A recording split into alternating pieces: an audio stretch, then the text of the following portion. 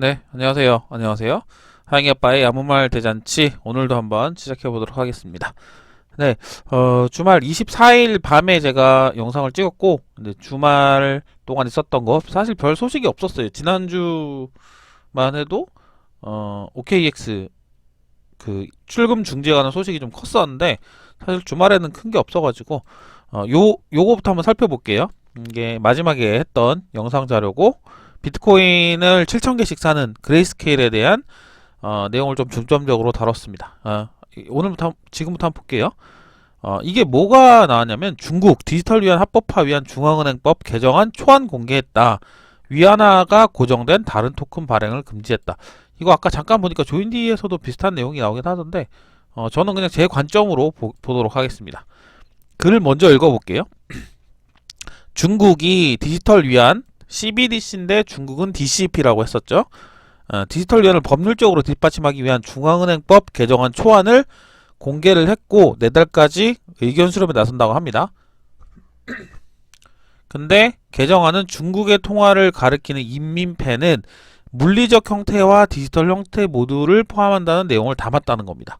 DCP 지금 하고 있는 거고 선전시에서도 테스트를 한 거고 법적으로도 이제 개정을 해왔고 실제로 디지털 화폐가 사용될 수 있게끔 한다는 그런 내용입니다. 제가 금요일날 얘기 드렸던 게 바하마 중앙은행에서 CBDC가 전 세계 최초로 발행됐다고 하잖아요. 그것도 사실 상징적인 의미가 있다고 생각합니다. 어떤 방식으로 구현되는지 모르겠지만 CBDC를 최초로 구현한 국가라고는 바하마라고 빡 떠올릴 수 있게 되는 거죠. 이거 제가 다른 쪽을 한번 본 것 같은데 중국의 위안화는 2022년 정도 아마 나올 거라고 그 올림픽 맞춰가지고 나올 거라고 하는 얘기를 제가 들었는데 확실하게 모르겠습니다. 일단은 법적으로도 준비가 돼 있고 테스트로도 진행을 하고 있으니까 나오긴 나올 겁니다. 언제 나올지는 정확하게는 알 수 없지만 개정안 초안에서는 어떤 개인이나 단체도 시장에서 인민폐 유통을 대체할 토큰화된 화폐나 쿠폰 등 디지털 토큰을 만들거나 재판매할 수 없다고 기록을 했다고 합니다. 기존의 통화랑 패깅되는 건 안 된다. 대신 디지털 통화 자기들이 만든 거 사용하다가 뭐 이렇게 이해할 수 있겠죠. 요게 비슷한 내용들이 몇 개 나와서 그것도 한번 좀 볼게요. 이거는 이제 이번 주에 10월이랑 11월 달에 있는 주요 이벤트들을 정리해 놓은 글입니다. 필요하신 분들 한번 보시면 되고요. 그레이스케일 운영자는 하루에 3억 달러씩 이게 보고서가 매일 찾아보면 나오나 봐요. 얼마를 샀다 팔았다 이 내용도 나오고 그레이스케일은 제가 꼬박꼬박 올려드릴 예정입니다.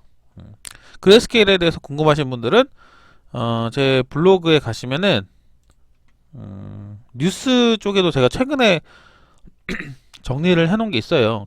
그레이스케일 뉴스만 깡그리 모아가지고 여기 비트코인 투자 신탁회사 그레이스케일에 대한 글도 있고 그레이스케일 자체에 대해서 설명해 놓은 글도 제가 제 링크를 따라서 달아놨으니까 필요하신 분들은 확인해 보시면 될 것 같습니다. 페이팔 때문에 사실 많이 올랐다고 좀 보긴 합니다. 이게 후행지표인지 선행지표인지 모르겠지만 페이콜의 영향이 좀 있다고 저도 좀 생각이 들긴 합니다. 근데 페이팔 비트코인 불장이 언제까지 이어질까라는 제목의 기사인데요. 사실 크립토 퀀트에서 나온 기사들은 조금 잘 보시면 좋습니다. 저도 제가 텔레그램 채널 같은 것도 몇 번 소개를 해드리고 했는데 거래소의 입출금 내역 각 거래소별로 비트코인 들어가고 나가고 요거를 가지고 좀 분석하는 면이 좀 강해가지고 이쪽의 데이터를 좀 보면은 좀 흐름을 보는데 좀 도움이 될 거라고 생각합니다. 이것도 뭐 유료 서비스도 있고 이런가 봐요. 그래서 그것까지는 제가 이용할 수는 없지만 이런 거래소별에 왔다 갔다 하는 코인들에 대해서는 크립토 퀀트 보고서는 나오면 한 번씩 꼭 챙겨보시면 좋을 것 같습니다. 좋은 것 같아요. 제가 봤을 때도 약간 잘 맞는 것도 있고 그렇습니다. 외신 AMD 전용 채굴 GPU가 다음 주 출시 전망하다. 이거 나오면은 또 뭐 올려드릴게요. 아마 뉴스가 막 올라올 것 같으니까. 아식 채굴기 말고 그래픽카드 채굴기는 AMD에서도 이제 만들 수 있나 봅니다. GPU. 이거는 기사가 올라오면 제가 꼭 챙겨드리겠습니다. 버그 활용한 아이콘 취득 사용자, 버그로 생긴 아이콘의 소유권을 주장하는 소송을 제기했다는 글입니다. 그냥 읽고 넘어갈게요. 소프트웨어에서 버그를 발견해가지고 네트워크에서 특정 작업을 진행하면 개인 지갑에 아이콘이 생성된다는 것. 행위를 반복해서 1400만 아이콘을 취득했다. 예, 동결해 달라고 했는데 뭐 동결을 시켜 놓으니까 이제 자기 거는 자기 거니까 자기가 취득한 거 내놔라 뭐 이런 소송을 했다고 하는데 뭐 이건 어떻게 될지 모르겠네요. 악의적인 코드 결함은 맞긴 맞죠. 코드 결함을 통해서 자기가 취득을 한 거니까. 근데 아직 이건 시장에 유통되지는 않은 것 같은데 뭐 그냥 그렇습니다. 신기하게 이런 일도 있네요. 리플 CEO 본사 이전 가능성 또 언급. 영국 리플 XRP 화폐로 약속을 간주했다. 그냥 넘어가겠습니다. 그렇다고요. 그레이스케일이 690BTC가 증가했다는 기사입니다. 그리고 아까 이거 인민은행에 관한 글이 코인데스크 쪽에서도 올라왔는데 뭐 사실 비슷합니다.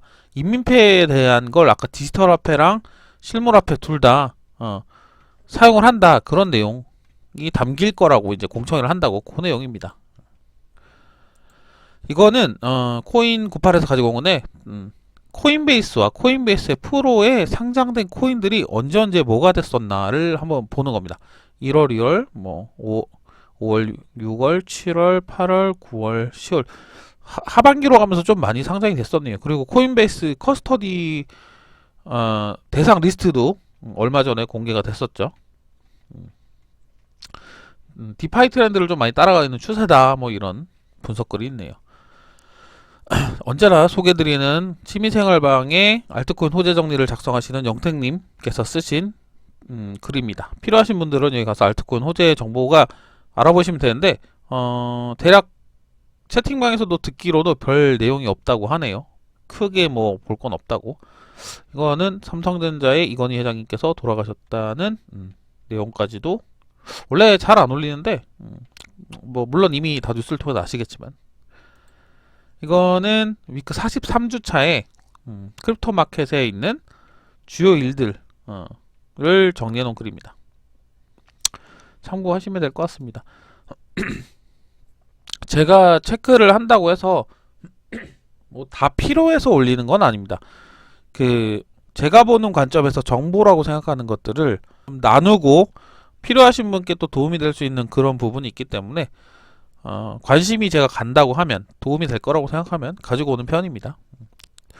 이거 코인98이나 뭐 그 다른 채널들에서도 엄청 많이 올라오는데 개별 코인에 관한 설명은 조금 잘 안 가지고 오는 편이고 여러 개 코인이 좀 뭉쳐있는 설명이다 이러면 좀 가지고 오는 편입니다. 네, 이것도 비슷한 내용이니까 한번 보시면 될 것 같습니다. 이것도 사실 추측이에요. 디지털 위안화는 되고 암호화폐는 안 되고 아까 조인디 영상을 잠깐 봤는데 거기서도 이게 뭐 ICO를 전면 금지하는 거다, 암호화폐를 금지하는 거다 뭐 이런 식으로 나오긴 했는데 그게 정확하게 뭐다가 아직 안 나오고 추측성으로 지금 생각할 수밖에 없으니까 이게 딱 똑부러지게 설명이 불가능하네요. 일단은 중국은 디지털 화폐 인민폐를 물리적이랑 디지털 둘 다 하늘 거라고 지금 법에 명시를 했다는 거고 그 부분이 이제 의견 수렴을 통해 가지고 법으로 제정이 될 거다. 요까지는 팩트라고 볼 수 있겠네요. 네, 이거는 오늘 아침에 있던 뉴스고 테더 CTO는 미국 핀센 규제에 등록이 돼 있어서 규제를 받고 있다. 범죄단속 네트워크에 정식 등록이 돼 있다고 하네요. 테더에 관한 설명들은 제 블로그를 좀 참고를 하시면 좋을 것 같습니다. OKX, CS, 출금 재기 시점 관련 루머를 믿지 말라. 출금인 하고 얘기를 하시면 좋을 것 같네요.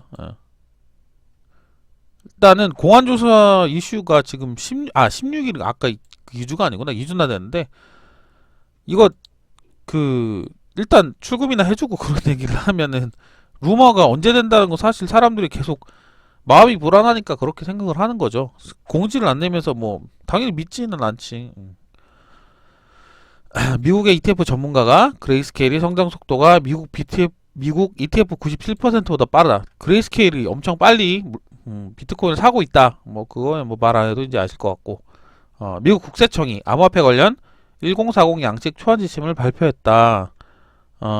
양식 첫 페이지에는 2020년 당시는 암호화폐를 받거나 팔거나 보내거나 교환하거나 암호화폐와 관련한 재정적 이익을 얻었는가라는 질문에 있다.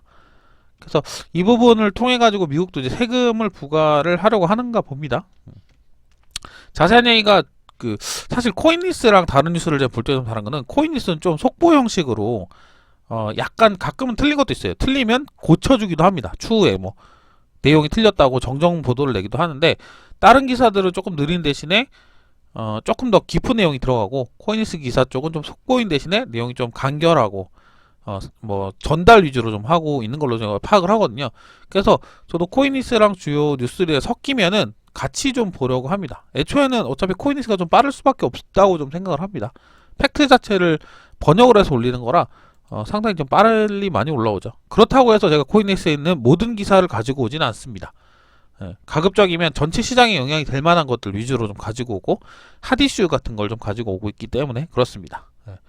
이건 좀 다른 거예요. 이거는 어차피 위패는 막을 수가 없잖아요. 위조 지폐는. 우리나라도 뭐 위조 지폐 다 있는데 이게 뭐 디지털 화폐를 추진해서 위패가 생긴 건 아니죠. 사실 일반 우리 현물 화폐도 위조 지폐가 있는데 사실 뭐 가짜가 등장했다 뭐 그런 걸 얘기를 하는 것.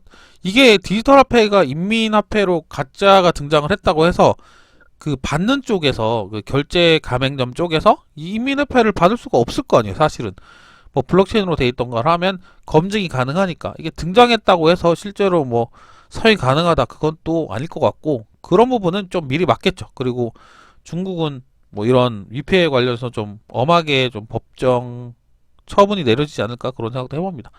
등장했다는 거지 뭐 이게 실제로 된다 이렇게 보긴 좀 어려울 것 같네요. 네, 그렇습니다. 오늘의 이거 진짜 많이 올랐어요. 도미넌스가 61%까지 올랐고 공포 탐욕 지수도 그리드 75까지 올랐습니다. 아까 채팅방에서도 오전에 공포 탐욕 지수가 75면 높은 거 아니냐고 높다고 좀 생각을 합니다. 제가 조만간 한번 또 다룰 건데 막 급락을 했을 때 35까지 떨어졌던 게 지금 75까지 올라갔는데 이게 제가 보기에는 약간 후행성 지표로 좀 다가오거든요. 그러니까 지표가 움직여서 떨어진 게 아니고 떨어진 다음에 지표가 움직였던 것 같아요. 이 트렌드 지수라는 게. 그래서 지금 페이팔이나 뭐 이런 것 때문에 갑자기 좀 많이 올랐던 게 있고 빠졌을 땐 또 갑자기 빠집니다. 기회가 되면 또 한번 다루도록 하겠습니다. 제가 미리 설명해 놓은 영상도 있으니까 이거 하나 보시면 될 것 같아요. 이거는 스파크라고 리플 하드포크 맞나? 내 기억에? 리플 홀더가 스냅샷을 통해서 스파크 에어드랍을 받게 된다. 이게 하드포크는 아니고 그냥 에어드랍을 받게 된다고 하는데 그 부분을 정리해 놓은 글인 것 같습니다. 거래소에서 지원해 준다는 게 있고 지갑에서 지원해 준다는 거, 뭐 핀테크 사준다는 거, 그리고 컨시더링 서포트 TV 투비 어나운스드 이거 아직 이쪽 거래소들은 이걸 지원을 하는지 안 하는지 리플을 가지고 있다고 스파크를 주는지 안 주는지에 대해서 아직 공개를 안 한 거래소들이라고 하니까 뭐 12월 12일이니까 아직 멀었네요. 추가 소식이 올라오면 또 전달을 해드리도록 하겠습니다. 12월 12일이면 아직 멀었죠 뭐. 아니 정확하게 올라올 거예요. 어떻게 언제 된다고 하면 거래소들도 지원할까 말까 여부를 또 고려를 해가지고 올라오겠죠. 근데 아직 멀었으니까. 네, 이거는 페이코인에서 라스트 오더를 제휴를 맺어가지고 한 달 정도 할인을 한다는 그런 이벤트 글이니까 참고하시면 될 것 같습니다. 라스트 오더 저는 한 번도 안 써봤네요. 근데 쓰시는 분들이 간혹 있으시더라고요. 저스트스왑을 저스트스왑 토큰에 포함시키는 방안을 검토 중이라고 밝혔다. 디파이 토큰 썬을 자체 토큰에 일부러 포함시키는 방안을 검토 중이라고 밝혔습니다. 그래서 스트론 생태계의 시너지를 높이는 방안으로 고려하고 있다. 그렇고요. 이거 비슷한 내용입니다. 넘어갈게요. 어차피 하나의 매체에서 올라오면 나머지 매체들도 거의 유사하거나 아니면 조금 다른 글들이 올라오기 때문에 한두 개 정도만 보고 넘어가시면 됩니다. 비케 최근 1000블록 중 73.1%의 BCHN 소프트웨어로 채굴을 했다고 이렇게 올라왔거든요. 근데 BCHN이라는 걸 제가 찾아보려고 하다가 잘 못 찾아봤어요. 근데 그냥 읽어만 볼게요. 코인텐스는 제가 찾아놨는데 플로드 소프트웨어를 통해 채굴된 것으로 나타났다고 합니다. 읽어보고 좀 이해를 하려고 해요. 비트코인 캐시 커뮤니티는 코인베이스 룰 도입 논란으로 11월 하드포크 가능성이 제기된 바 있던데 코인베이스 룰은 보면은 BK 개발 자금 조달을 위해서 블록 보상의 8%를 시스템이 할당하는 보상을 말한다. 이거 제가 예전에 정리해 놓은 게 있어요. 이게 뭐냐면 비트코인 캐시 채굴세라는 겁니다. 채굴세. 이게 좀 전에는 8%라고 나왔는데 이게 계속 바뀌었으니까 제가 정리했을 때 5월 달에 당시에 보면은 채굴세가 비트코인 캐시의 블록 보상을 12.5%를 블록 보상 12.5%를 할당을 해가지고 생태계 개발 기금으로 걷자는 제안이 이건데 이게 채굴세예요. 채굴세. 여기 보면은 코인베이스 룰이라는 게 비트코인 개발 자금을 통해 블록 보상의 8%를 할당한 시스템. 물론 퍼센트는 좀 바뀌긴 했지만 이 채굴세를 의미한다고 저는 보고 있습니다. 그래서 BCHN을 비롯한 로저버 커뮤니티 주요 인사는 코인베이스 룰에 반대한다는 입장을 밝힌 바가 있다 이거잖아요. 근데 뉴스랑 같이 이해해보면 그거예요.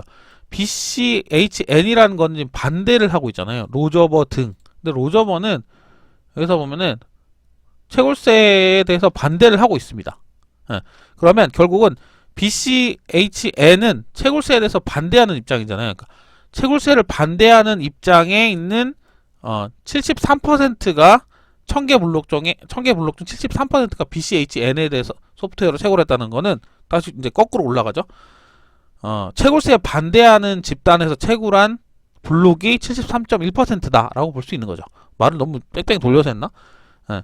그러니까 요 마지막 말이 그거예요. 채굴세라고 얘기를 했던 그 채굴세에 반대하는 게 BCHN을 비롯해서 로저버 등 주요 커뮤니티 인사라고 얘기했으니까 BCHN은 지금 채굴세에 반대하는 입장이다 라고 보는 거죠.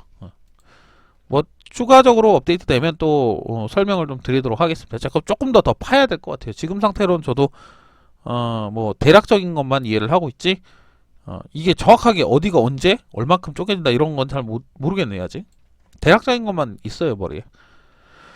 요거 오늘 일어난 하베스트 파이낸스라고 하는데 하베스트 파이낸스에 대해서 요 기사가 그 대량이체 기사가 하나 떴었고 그리고 코인크레더블에서 기사가 지금 예치금의 10에서 15%가 떴다는 속보가 떴었고 그리고 이 부분은 22일날 코인데스크 코리아에서 하베스트 파이낸스가 엄청나게 시총을 많이 올려놨더라고요. 그 얼마 안 되는 시간 중에서 뭐 제목을 보세요. 손쉬운 이자 농사 내세워 급성장을 했다. 요것도 한번 볼 건데 이 프로젝트가 결국에는 오늘 그 플래시론이라는 해킹 공격에 따라서 자금을 10에서 15% 정도 잃었는데 그 규모가 약 2,400만 달러 정도로 추정이 된다고 합니다. 예. 그 부분을 제가 뉴스를 올라오자마자 정리를 했는데 요거예요. 요게 제가 정리를 한 글인데 생각보다 속보 형태로 올라와서 제가 쭉쭉쭉 시간 순으로 요즘 좀 정리를 하고 있습니다. 일단은 현재 상태 모르겠어요. 지금 모르겠는데 60%가 빠졌습니다. 하베스트 파이낸스는 하베스트 파이낸스의 공식 트위터가 올라온 부분이고 후속 조치 궁금하시면 직접 들어가 보시면 됩니다.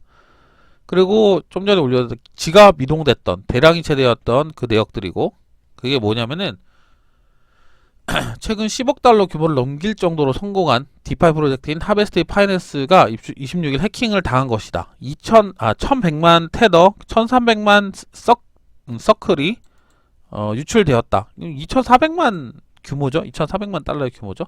그거를 모두 이더리움 체인상의 램BTC와 WBTC로 바꿔갔다는 거고 그리고 요 조금 지나니까 이게 올라왔어요.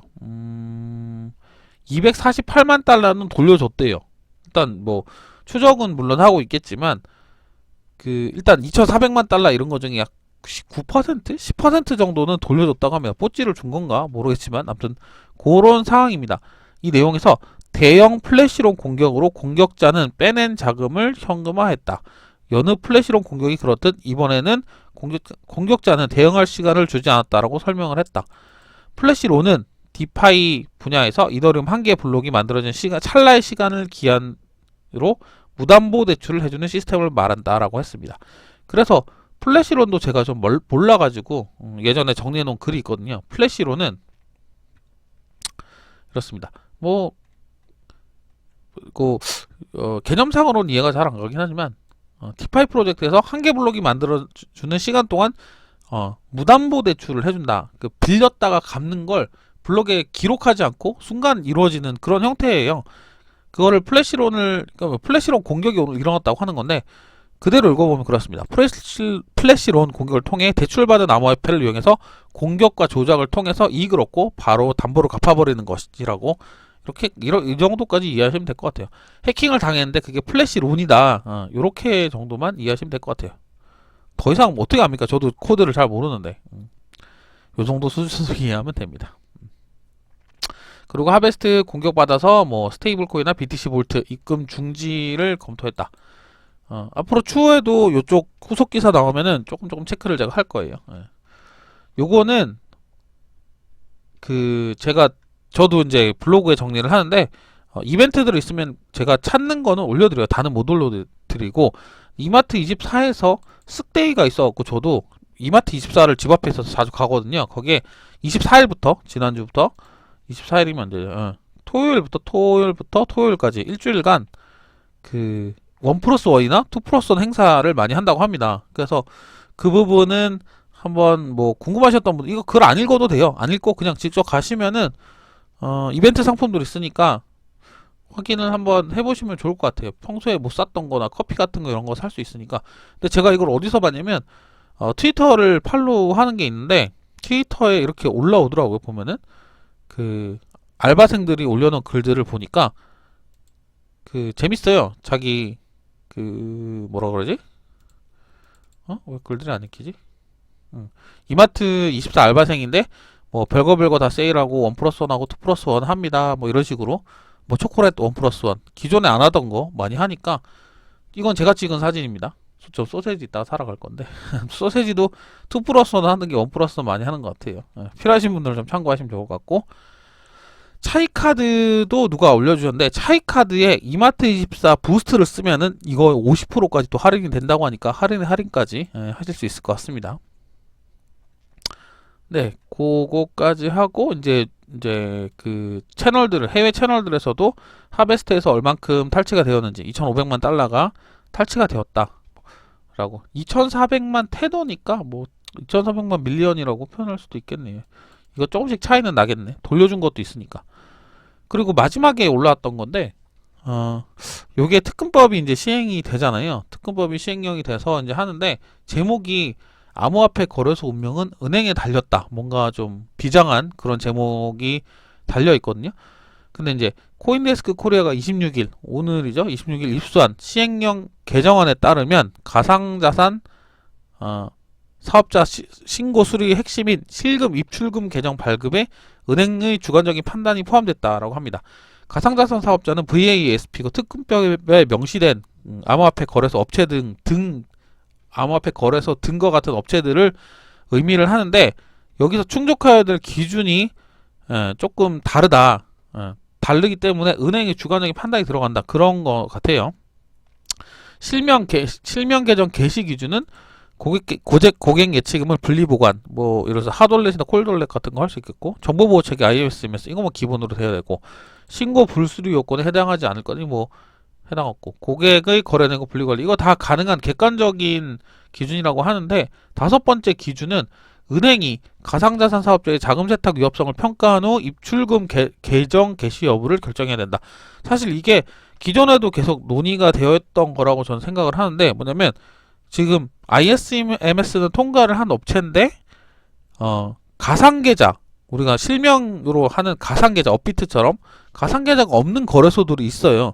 그런 거 같은 경우는 그 특근법에 따른 가상자산 사업자 그 허가 여부가 가상계좌랑 ISMS 인증 이 두 가지이기 때문에 결론적으로는 은행이 가상계좌를 발급을 안 해주면은 거래소가 지속될 수 없다는 겁니다. 근데 거기서 은행에서는 그 가상계좌를 내주는 기준 조건을 사업자를 평가를 하는 게 은행의 주관이 들어간다 이거예요.